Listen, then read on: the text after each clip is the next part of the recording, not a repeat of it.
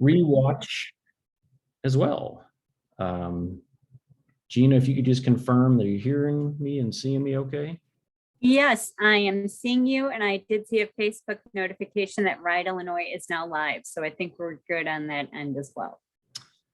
Excellent. All right. Well, welcome everybody. My name is Dave Simmons, and I'm the Executive Director of Ride Illinois. We have Gina Kenny with us behind the scenes, doing the technical stuff. Going to keep an eye on chat and the like. So we're excited that you're able to join us. So welcome. We're going to run through just a slight commercial, if you will, just a quick mention of Ride Illinois.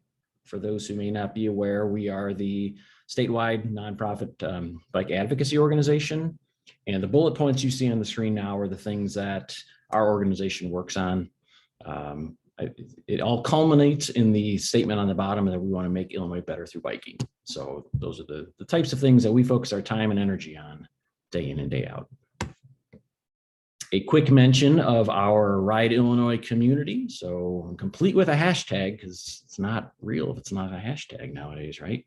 But we really want to, Ride Illinois wants to advocate for and connect with cyclists of all types, all ages, all races across the state. The more people in the community, the more people on bikes, the better off our communities are, better off our state is. So that's really where we're, again, focusing on our energy to build community around biking. A quick plug for some of our, or all of our corporate members for that matter. These are organizations who appreciate the work that we do and gives a financial support to Ride Illinois. So thanks to all of those listed here on the screen. And this course that we're going to go through tonight, it is the first time we've done this course. So we'll be interested to get some feedback from you all. Gina's going to share a link to a survey at the end. And of course you can email us or chat, or we can discuss, so we can unmute folks towards the end. But I do want to get your feedback on this specific course. It falls under the larger umbrella of our Ride Illinois Safely program. And as you can see here, we want to make education, bike education, accessible to adults and children across Illinois. So we started developing this program back in the springtime, and we've developed several courses so far. The foundation of this program is the League of American Bicyclists Smart Cycling Program. So you'll see as we get moving along here, there is some content that we are leveraging from League of American Bicyclists, who we partner with in our education efforts. If you want to find out more about Ride Illinois Safely, it's rideillinois.org/safety/education, and you'll see all the courses that we've been working on. But tonight we are going to talk specifically about safety tips for older adults. And so one of the questions that's come up so far is, what constitutes an older adult? Age is just a number, right? I'll be 49 at the end of the year. Perhaps I'm an older adult already. So you listen to your body, you listen to the aches and the pains, or perhaps not. But we are going to share some tips specific to cycling as you get older, as well as some general information that's good to know no matter your age. I want to start with the benefits of cycling. I love the photo here. This was on a ride that I did a couple of years ago with my local group.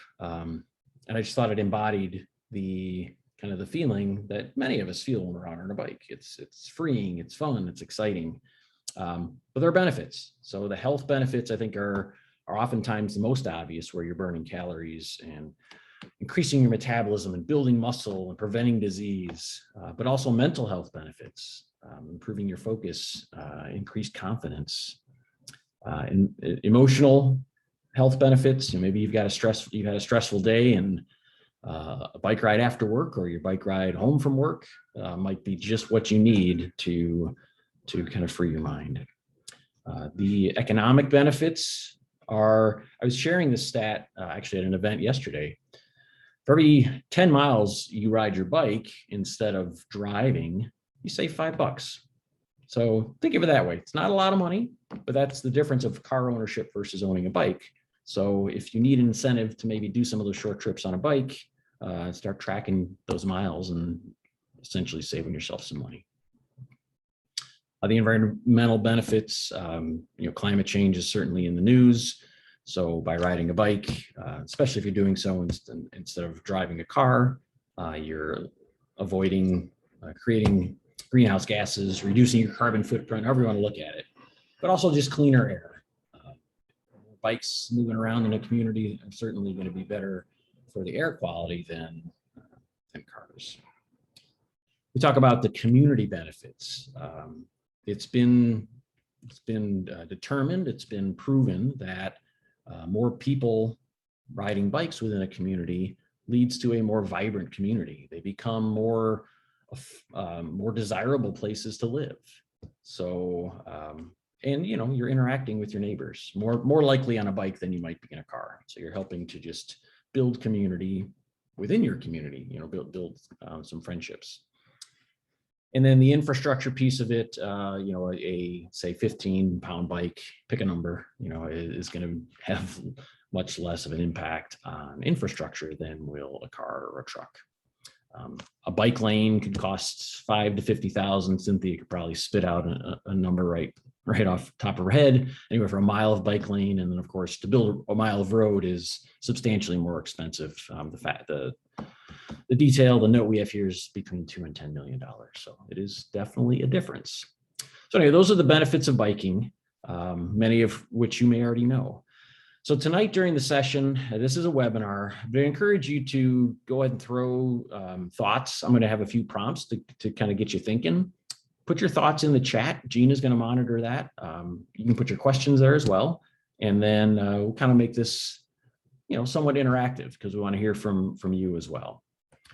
But I want to start with safety and a safety tip. We want to really infuse safety into all the courses that we teach through Ride Illinois Safely. And I thought a simple tip would be just a helmet fit.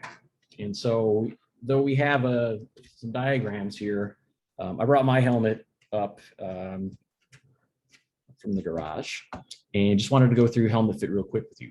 And it is something you need to keep an eye on. You need to adjust every now and again. I would say if you get a haircut or if you're riding in colder weather and you have something underneath your helmet, you might need to adjust your helmet. So a few things to keep in mind. We call it eyes, ears, and mouth or chin. So the eyes aspect of it, if you see my helmet is level on my head. Eyes, I look up and I can see this little light. I can see the lip of my helmet, just indicates that's level. It shows, 2 fingers between your eyebrows and the helmet. Yeah, that's pretty accurate. All helmets are a little bit different, but that's one way to look at it. And if you notice beneath my ears, I'll make sure you can see this okay, but the straps form a Y or a V, pick your letter, but that keeps the helmet from moving from side to side. So if you were to fall, you don't want that helmet to move. This is the adjustment I see that needs to be made most often. And then under the chin. So there was the eyes, the ears, and then the mouth or chin, no more than 2 fingers underneath the chin. You don't want it to be too snug. You want to be able to talk and breathe, but at the same time, you don't want it to be too loose. So a couple fingers is a good guide there. And then a lot of helmets nowadays have a little dial, as does mine in the back. I just kind of click that in until it feels nice and snug and then fits tightly on my head. The statistic takeaway here is that the properly fitted helmet can certainly reduce brain injury in a crash by a pretty substantial amount. So we do recommend you wear your helmet on each and every ride. And we're going to go into a few more safety tips tonight as well. And you can find lots of content and videos about fitting a helmet online. Once you know how to do it, it becomes second nature. So you can help others. We're going to talk some basics here, and then we're going to jump into some of the details that are pertinent to older cyclists. And then we're going to talk about some principles of traffic law. So we're going to kind of cover a lot of topics tonight, but we're going to start with choosing a bike. And those that are listed here, so there's 7 types of bike listed here. Each type could be used for a specific type of ride. By no means are we suggesting you need to own 7 bikes, but there are different bikes for different situations if there's a type of biking you like to do more often than not. In the end, we recommend that you try several bikes. If you're in the market for buying a bike, go to a bike shop, try out several bikes, more than likely one's going to feel best to you. And if anyone has recently purchased a bike and want to put in the chat what kind of bike it was, either the model or one of the types of bikes listed here, please do. But know that there are more and more different types of bikes that are going to fit almost any situation. So you really can, you can pretty much find a bike that's going to fit your need. So that's something to take away. The photos here, just for reference here, the upper left is what's typically known as a road bike, built for speed, usually pretty lightweight. Upper right is a folding bike. This is actually a photo of a trip I took last week where I took it on Amtrak. So it's nice and compact. It's good for travel. It's good for commuting. Bottom left, you're looking at kind of that hybrid or comfort bike. More, it is meant for kind of getting around town. You're more upright, very popular with folks as you get older and you don't want to be leaning over a bike on a road bike. That's something that becomes more popular. And then bottom right is kind of your standard mountain bike. If you're not sure of the type of bike you're looking for and you want to kind of just have an all-purpose bike, I know I recommend, and Gina, you may recommend similarly a hybrid bike or that comfort bike that kind of fits right in the middle and allows you to do lots of different things. So just know that there's a lot of different bikes out there, though there are still some supply chain issues. Do your research, do some shopping around, talk to your bike shop, and you'll find a bike that's right for you. Well, so what are some things to consider? So what we have heard during, and I guess we're still in the pandemic, right? During COVID was a lot of people are now getting back on their bikes. And so folks hadn't ridden a bike in a while, and now want to go buy a bike. So what are the things that you should think about when you're going to buy a bike? And there's just, 3 questions listed here that help to frame the conversation. So when you go to the bike shop, you have a better idea of what you're looking for.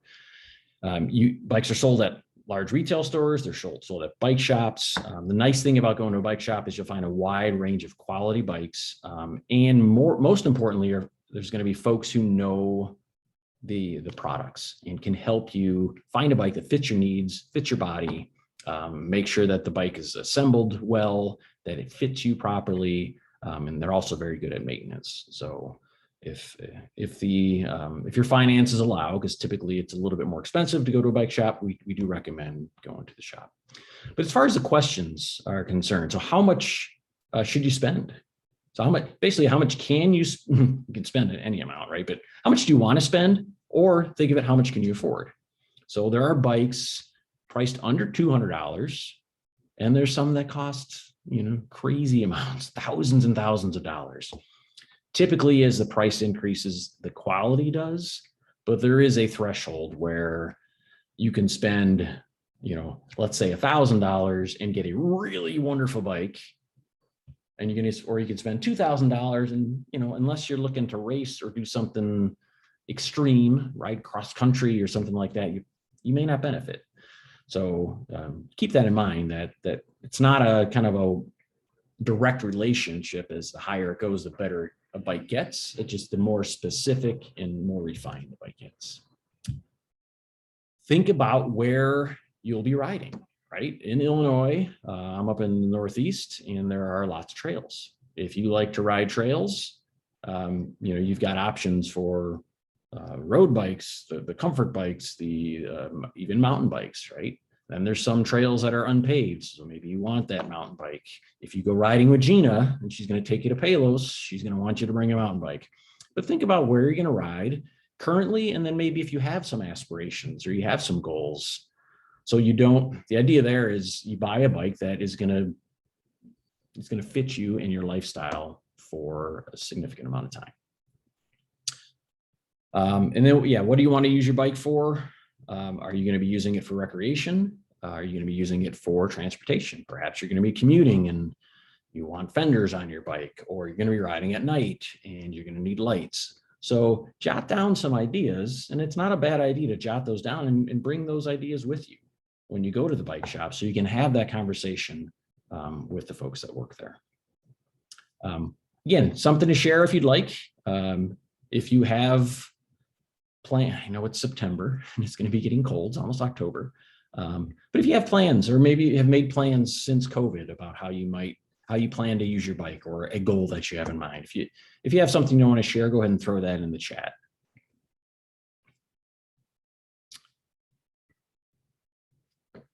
All right, next, Gina does not like this graphic. It is very busy, and I'm sure it's pretty hard to see, but the graphic is meant to show the parts of a bike, okay? So it's good to know the lingo. It's good to know how to recognize different parts. And so when you have a mechanical issue you need to get fixed, and perhaps you're calling the bike shop, you can refer to what those are. So there are lots of different graphics that you're going to find online. We're going to be talking about the ABC Quick Check in just a second. But things such as the saddle, right? Saddle or seat, you know, it goes both ways, right? You've got the tires, and of course you've got the wheels on the inside, just like your car, right? The tires are separate from the wheel. There's different parts of the brakes. The brake levers are up on the handlebars. The brake arms, which have the brake pads, at least on this bike, are down closer to the wheel itself.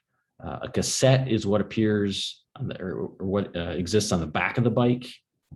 And then there's chain rings. I'm looking at the chain and the drivetrain here. Chain rings are what's closer to the pedals and the cranks. So we don't need to get into specifics here, but just know, it's good to know a little bit of the lingo so you know what you're talking about when you're talking about your bike. All right, the aforementioned ABC Quick Check. If you have really gone to any bike education session in the past, you've probably heard the term.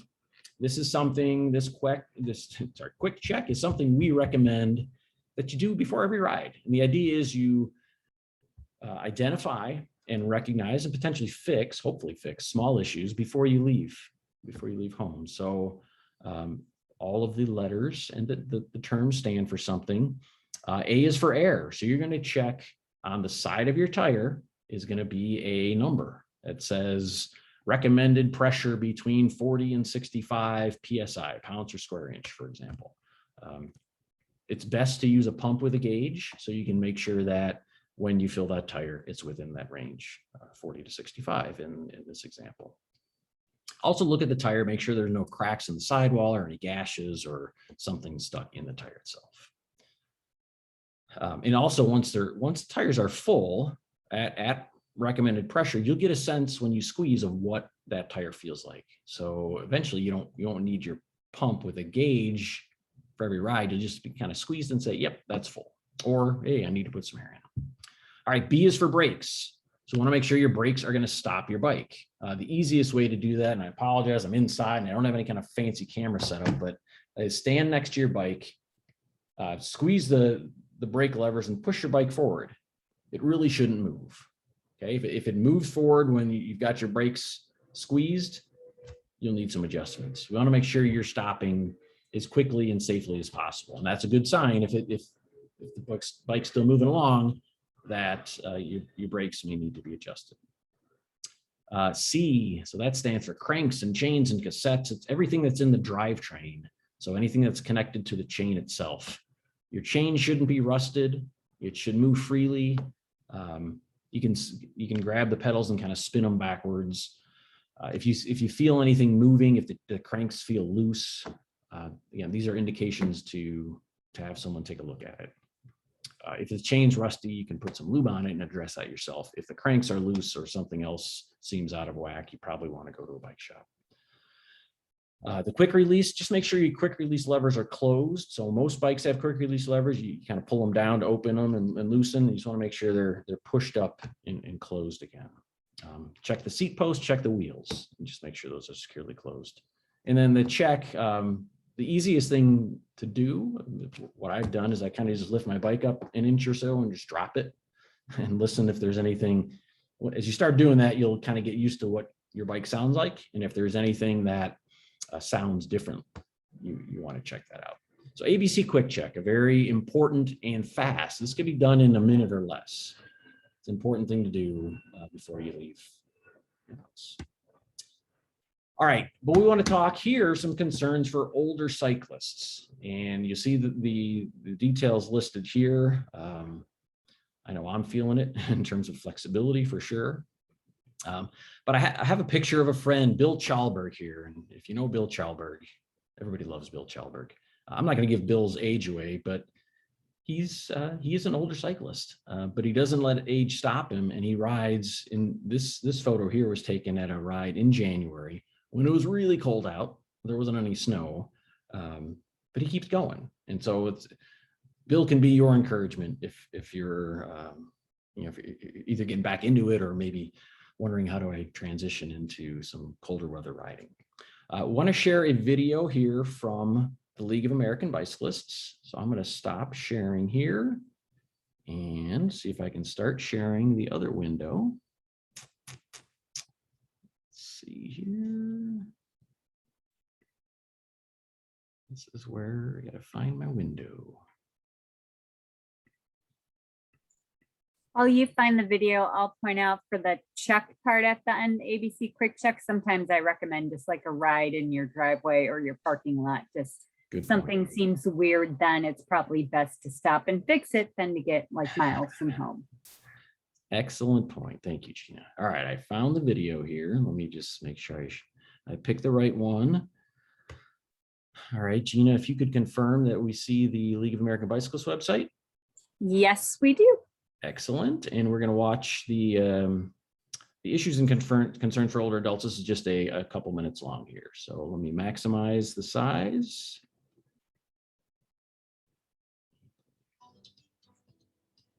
Issues and concerns for older adults.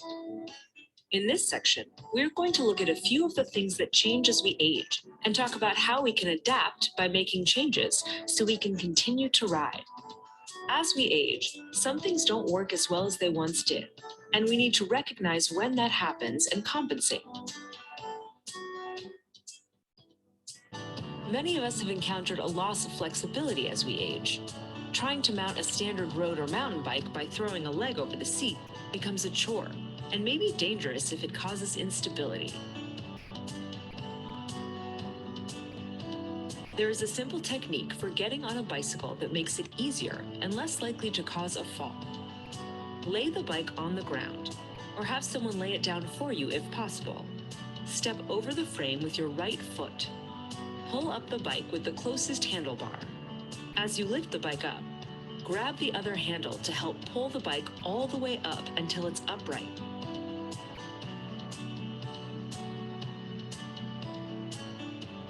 A step-through frame, or a recumbent bicycle, may relieve some of the mounting issues caused by a loss of flexibility.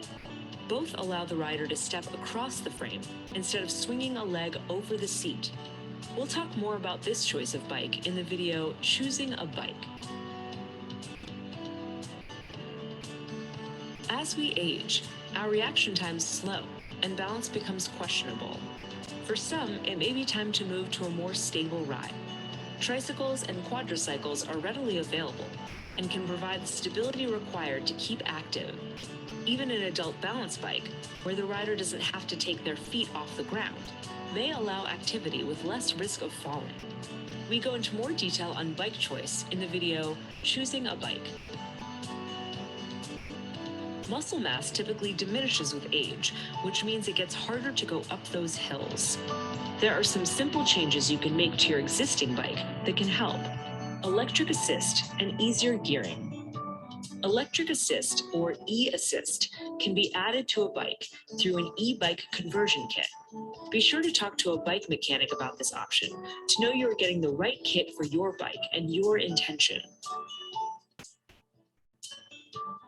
Easier gearing means having 3 chain rings in front, a triple, and a larger cog on your cassette in the rear. This combination will make it easier to pedal when going up hills. As we age, our physical and mental reaction times slow. On a 2-wheel bicycle, this can lead to falls. In traffic, longer reaction times can put a rider in danger. it may be time to go to a three-wheeler or move out of traffic to trails and paths. At some point as we age, we may find that we begin to lose the ability to make good decisions in a timely fashion, or begin to have issues with wayfinding. When that happens, it may be beneficial to have company as we ride. Tandems, dual trikes, or even trikeshaws or pedicabs can allow us to get out in nature and enjoy socializing. Explore the basics, intermediate, and advanced sections of smart cycling. All right. Thank you, League of American Bicyclists, for that. We will share the link. All of these videos are available on the League of American Bicyclists website. So they're brief and they're really well done. So Dave, we did just have a question about recumbents, like good for maybe flexibility, but not as good for visibility. yeah, no, good point, Gina, because you're a little lower to the ground. What a lot of folks will do if they have a recumbent is you put a flag on the back so that, you know, with a bright orange, usually a bright orange flag attached to a pole, that helps with the visibility. But it's a great point. It's kind of similar to, you know, to kids on bikes. You know, smaller stature makes them harder to see. So that's a really good point. All right, we're gonna jump back into the slides here and want to touch on, again, some of this content is pertinent to folks no matter the age. So wanted to discuss some of the rules for the road, and you'll see at the end why these are important after a few slides here. So safety is the foundation of not only the smart cycling course or content from League of American Bicyclists, but also the Ride Illinois Safely. It's built into the name. So we're going to review some rules of the road to help increase your safety when you're out there. I'd like to ask, we're going to start with, if you wouldn't mind in the chat, enter some things that motorists do that can be dangerous to cyclists and pedestrians. Love to hear from you. Give folks a minute to think through that. And then we're going to flip the script and ask the opposite question. All right. Gina's priming the pump here. Not fully stopping at stop signs. Terry says, not looking for bikes at intersections, running stop signs and red lights. Yeah. So as a cyclist or a pedestrian, right? If you're doing one of those two things, you're vulnerable, right? You're not encased in steel. We got stopping in crosswalks or blocking crosswalks, right? Yeah, they're all frustrating. And again, because we're on a bike vulnerable road users, those not only are they frustrating, they can be dangerous. We do have our bike safety quiz, which we'll mention at the end, and do have a motorist quiz that helps to try to address that. It is, I think, more of a systemic problem. We're going to need to strategize on how to address that. Cell phones and speeding, yeah, all that, all great examples. Thank you. So to kind of flip the script, you as cyclists, what are things that perhaps you've done or you see other cyclists do that are unsafe for the cyclists and then frustrating for motorists? So if you throw a few thoughts into the chat on that, if you have some.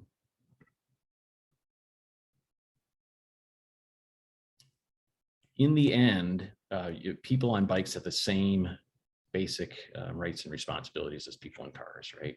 In every state, people riding a bike, they're required to follow the same laws as motor vehicle drivers.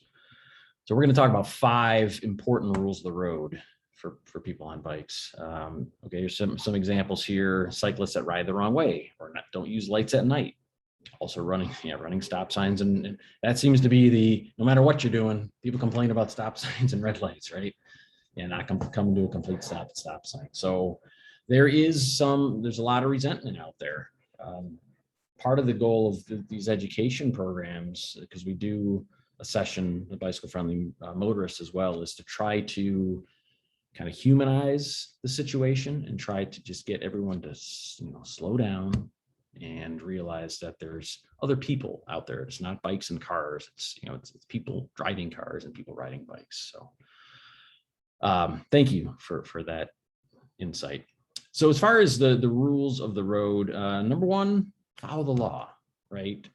Illinois is no different than other states in that as cyclists, we have essentially almost all the same laws. There are some nuances, things like we can't ride on the interstate, which I think that's okay in Illinois. Out in Wyoming, or and that's the only way to go, sure, that's fine. But your safety, right, and the perception, not only yours, but the perception of people on bikes. So the next person that motorists might see down the road, you can leave a good impression with that motorist, and so potentially diffuse the situation. You do have the same rights and duties as motorists, as we said.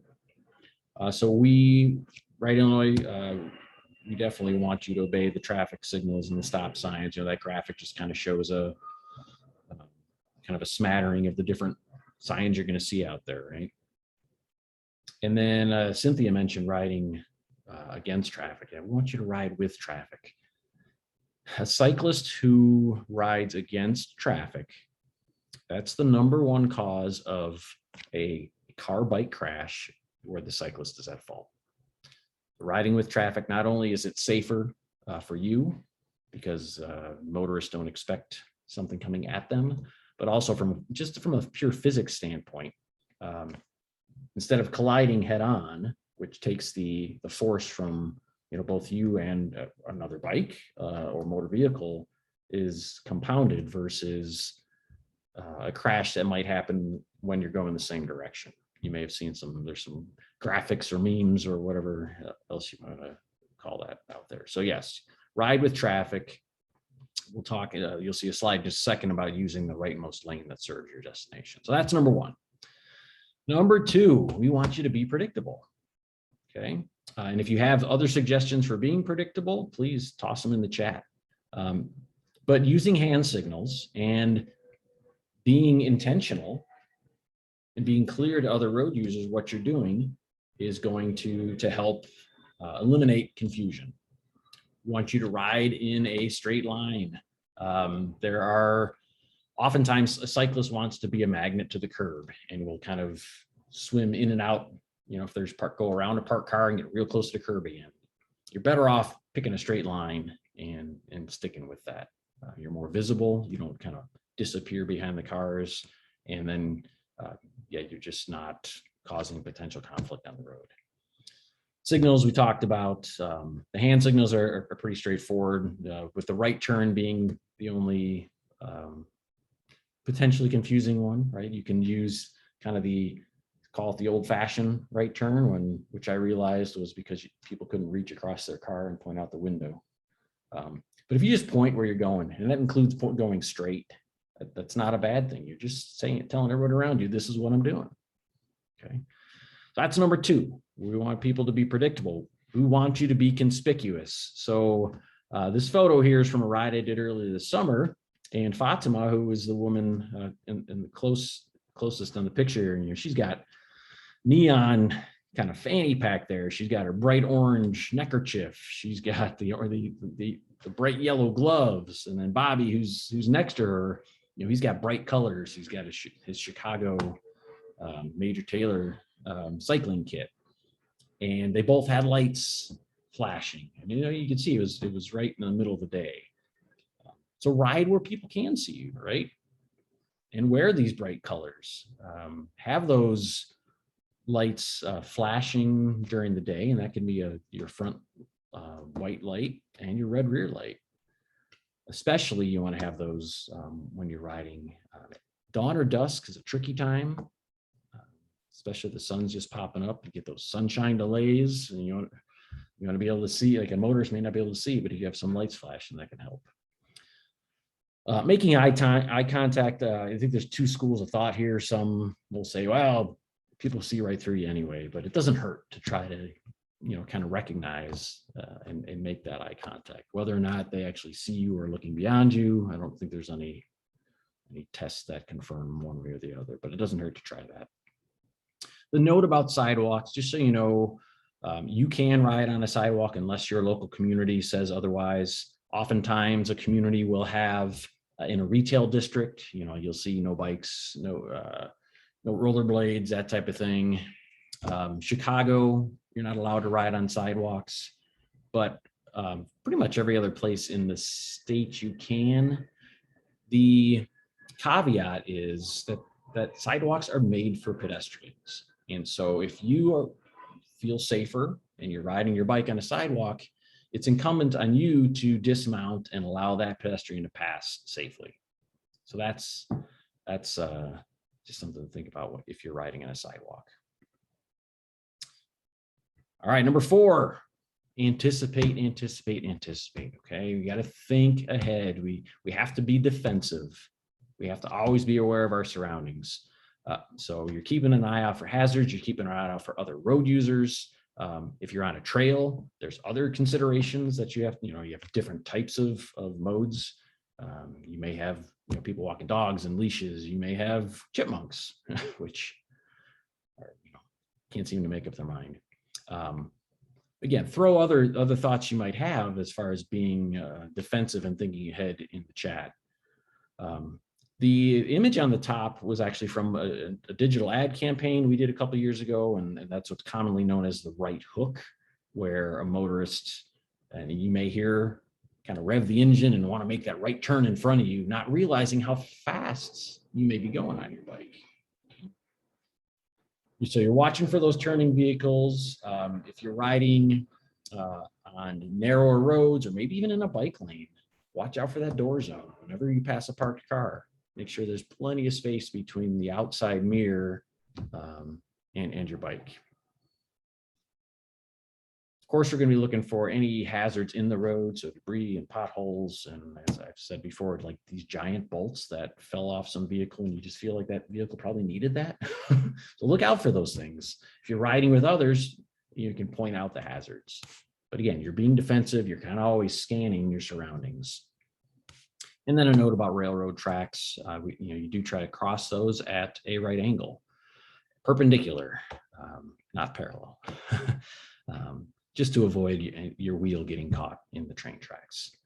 So there you go. You're being defensive. You're, again, anticipating. You're thinking about other things you may encounter as you're out there. And then lastly, we ask that you ride ready. That, again, it's a way to anticipate. You're going to do your ABC quick check. So you're going to avoid, potentially avoid a mechanical issue along the way. You're going to carry a few tools. Maybe some supplies. Maybe you have a water bottle, so you can stop and take a drink. You're going to bring an ID. Bring your cell phone, which can help. In several situations, if you get caught in the rain, if you have a mechanical issue that can't be fixed. Have the image of the lock here as well. So if you're stopping somewhere, we, of course, encourage you to lock your bike up. We talked about helmet usage earlier. Any other items that maybe you all carry already when you go out on your rides? So the minimum, we say, the cell phone, an ID, an insurance card, or a copy of your insurance card.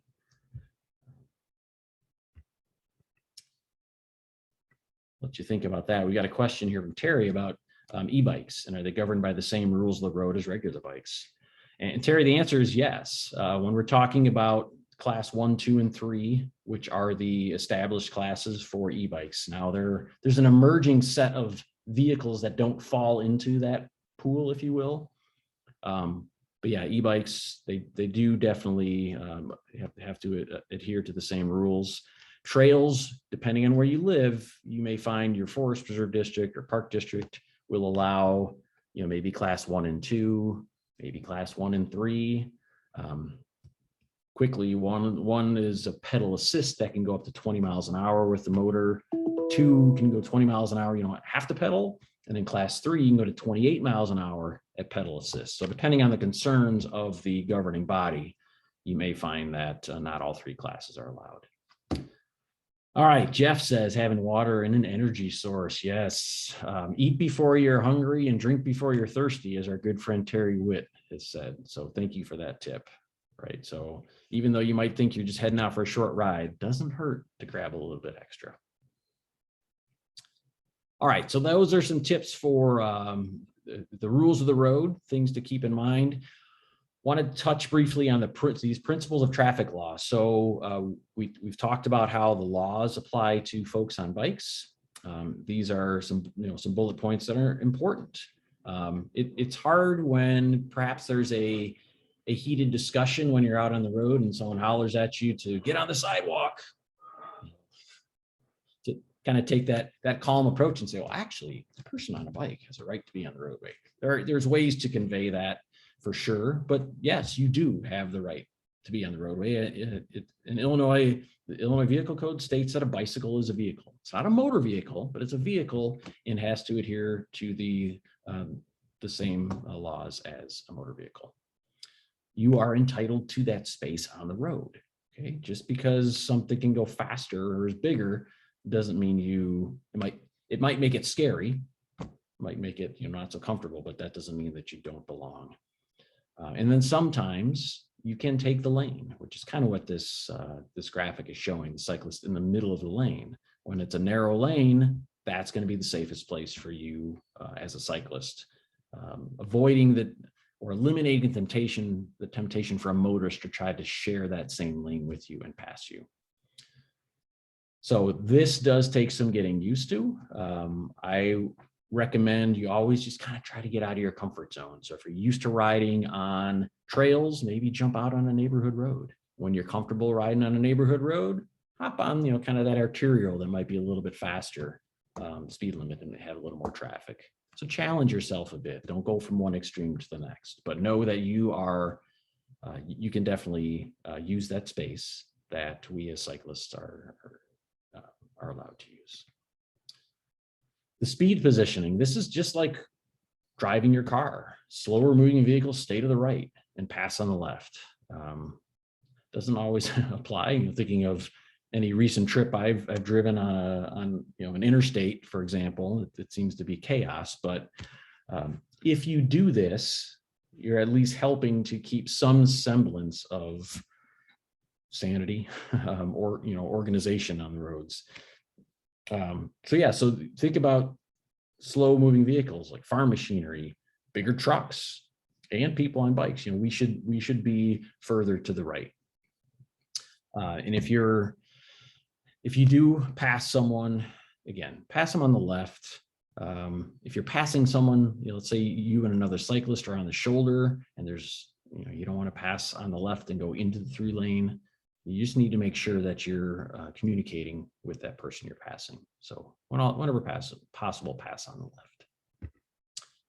And then finally, as far as the principles of traffic law, is the intersection positioning. So we mentioned earlier that, and it's stated again here, that you want to use the rightmost lane that serves your destination.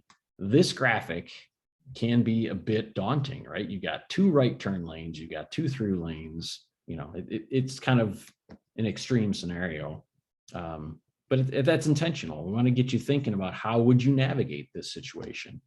And in addition to looking over your shoulder or using a mirror to make sure it's clear and moving over to that rightmost through lane, you can also do a box turn where you pull over onto the sidewalk at the corner and wait for the light to change and use the crosswalk. So that's always an option, but if you're comfortable moving over to that rightmost lane, that's the way to go.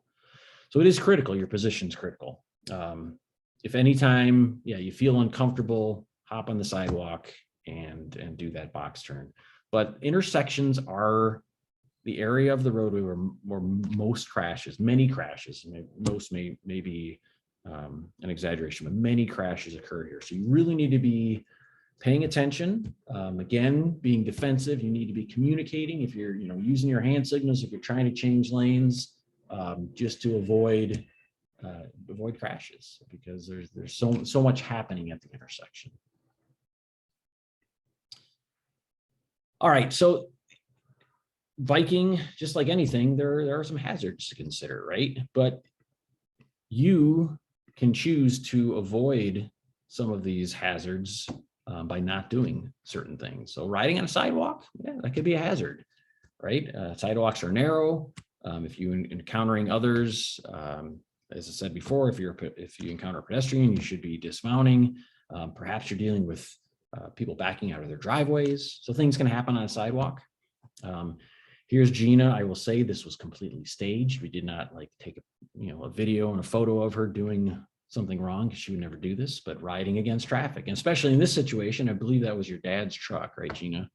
That is correct. And thank you for pointing that out. It's a big old truck. And you know what? The odds are not in your favor there. Again, the physics behind it. If there was a crash head on, both objects moving towards each other are just going to compound that impact. Ignoring the stop signs, you all commented on that before, and the traffic signals, right?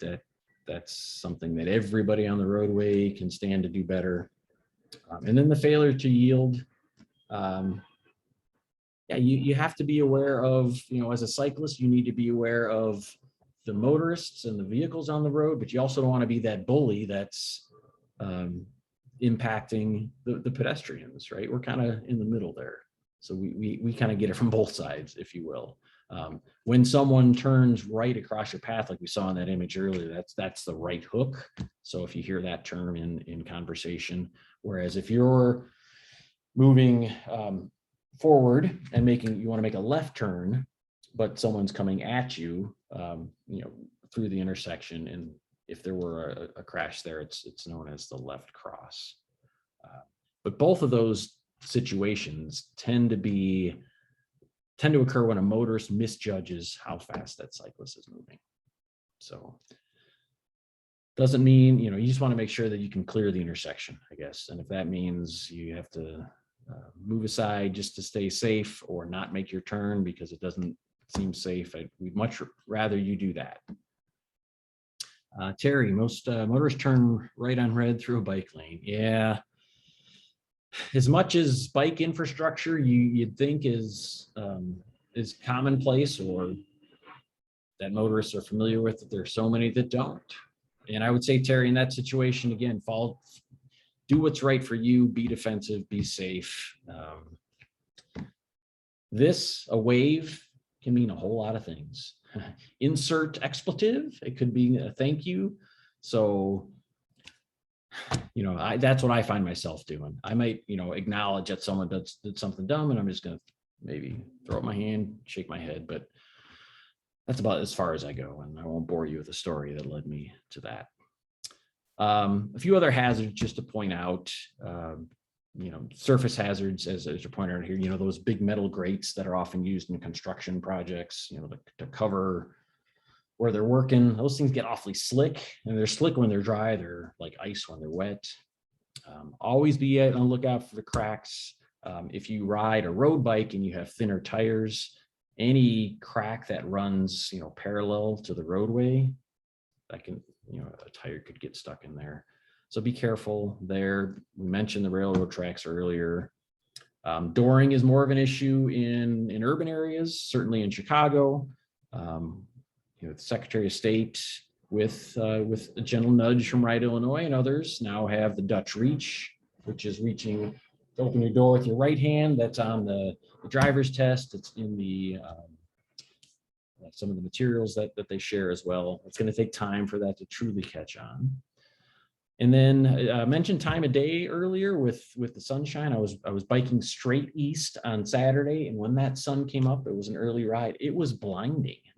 So not only is it challenging for you as a cyclist because it's hard to see, but then all other road users may not be able to see you. So you just have to be aware that maybe you got to slow down a little bit, or maybe you need to, just pay a little more attention to what's going on. Weather, snow and rain, wind. It was awfully windy this evening.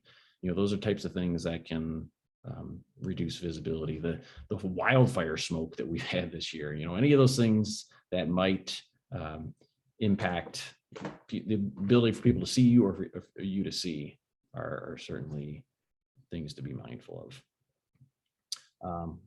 Let's see, parked cars and fences and bushes, anything that can block your view are places that you should be a little extra cautious.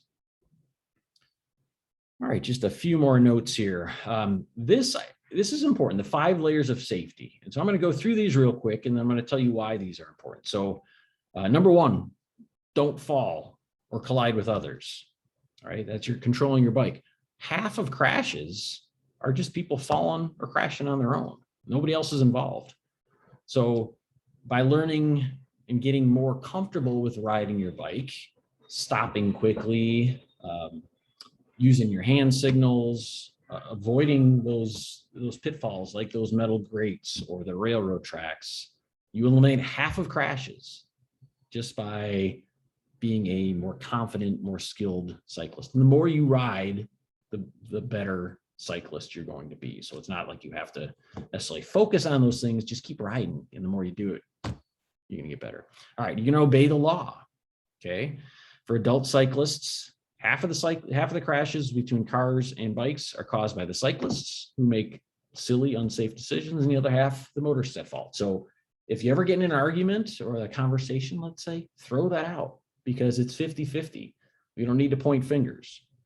So follow those traffic laws, obey the signs and signals, use the correct lane, that rightmost lane that serves your destination, and that's going to eliminate another chunk of crashes. The positioning. So we talked about taking the lane, the center of the lane when you're on your bike, and discouraging others' mistakes. So I have a mirror on my helmet that I swear I'm looking behind me more than I'm looking in front of me at times. But I can see, if I feel someone's coming up behind me, I feel they're going to try to squeeze me, I start shifting over a little bit to the left, right? I'm discouraging that person from trying to pass in the same lane. And 99 times out of 100, person's going to change lanes, everything's, they'll pass and maybe they'll move back. That one time, maybe they're going to honk or say something, but I'm going to do my best to not allow them to pass in the same lane. So you're, again, discouraging those mistakes. And just through those first 3 layers, the control, obeying the law, and positioning, those are the causes of 90% of crashes, okay? This whole knowledge is power thing, right?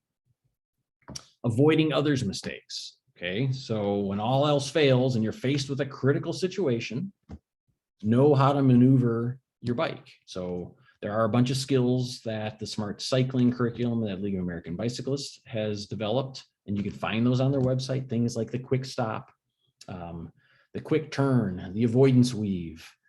Those are extreme maneuvers, and those are things you could practice, and there's videos on those sites. Didn't have enough time to go through all those tonight, but that can help eliminate crashes, okay? So now we're at about 95% of crashes have been eliminated. And then, sometimes you're gonna crash. And so there's the passive safety. Wear your helmet. I've got some, these are inexpensive gloves that can help if, your hands hit the ground. I always wear eye protection, whether it's sunglasses, during the day, or clear lenses when I'm riding when it's dark. But the takeaway here is you can eliminate 95% of crashes just by doing those first 4 bullet points, if you will. So layer those together and you're going to be a pretty safe cyclist. A few other considerations here, things to think about, and we're going to watch one last short video here. Where are you going to park your bike? I live in a condo. We don't have a bike room. I park my bike in front of my car. So that's kind of my storage and my parking. How do you move some of these bikes around? That image on the bottom right shows a rather unique bike that's not going to fit on a standard bike rack. So that's something, if you move in that direction as you age, that's something you'll need to consider. And then some maintenance tips. The reason we brought up the graphic that had the parts of the bike is just so, so you get familiar with your bike and you really know what it is, and you can do a little bit of maintenance on your own. So with that, give me just a second. I'm going to play this one other short video. Gotta find there we go. This one is entitled Other Considerations for Older Adults. So let me share this. Where'd it go here?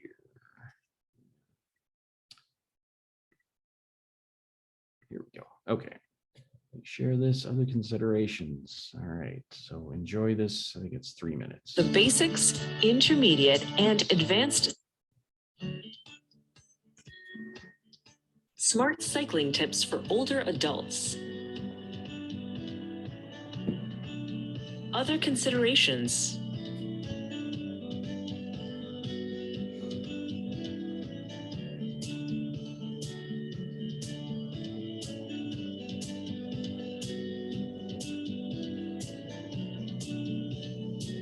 For a two-wheeler, standard bike racks are adequate.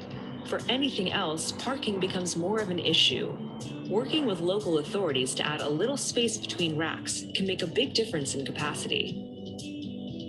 Locking your cycle is a must. U-locks are more secure than cable locks, since cable locks can be cut. Heavy chain locks are available and will work well if locked to a secure post.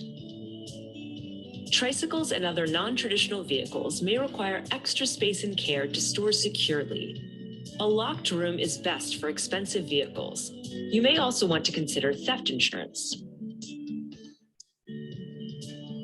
Traditional bicycles can be transported easily with a simple bike rack, but recumbents, tricycles, and e-assist vehicles require more ingenuity because of their configuration and weight. There are towing platforms that can accommodate tricycles and e-assist bikes, but you'll need to shop around if you plan on transporting a larger or heavier cycle. Maintenance on any cycle is necessary, and the needs can vary widely depending on what you own. Most likely, there's a bike shop in your area that has a mechanic on staff and can help you with your maintenance requirements. The services of a competent bike mechanic is usually worth the cost.